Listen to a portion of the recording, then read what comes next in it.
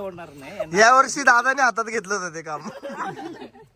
मागच्या वर्षी घेतलेलं. तुला काय बोलायचं माझ्याबद्दल? मला तेच म्हणायचंय की त्याचं झालं, तू बोल त्याच्याबद्दल. तुला थंडी वाजते ना म्हणून सोडावं असं वाटत नाही. मला नंतर सिरियसली घेतलं बाबा दादा.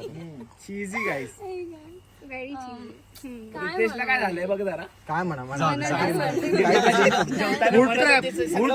खूप एडिट करायला जेवताना मगाशी म्हणत होती तेच म्हण. हे गाणं बोल ना तुझं. नाही, बरं. हे गाणं बोल. ए थांबा, सायलेन्स. तू त्याच्याबद्दल बोल आणि मग तो एक गाणं बोलेल शास्त्रीय. गाणं गाईल. अॅनिव्हर्सरी आलोय. बोलचं. आता जे येतं मनात ते बोलते. ओके. शिव्या बिव्या का देऊ.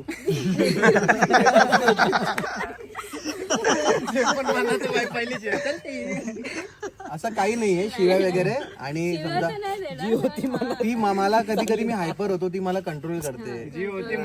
जसं आज दुपारी पण तू लय हायपर झालता जेवणात कन्फ्युजन की त्यावेळेस पण सायलेंट. अरे तू काय एवढा अडगत करतोय, शांत हो जरा तू. बोलू द्या ना त्यांना. थोडासा लहान मुलासारखा आहे तो. म्हणजे चांगली गोष्ट आहे की नाही?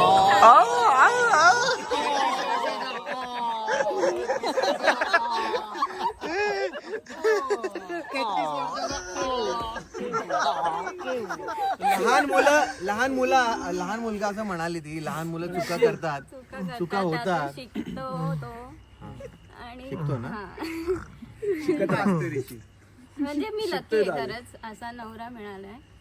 आपण मी इमोशनल होते भरपूर वेळी अशा वेळेस बोलताना काही.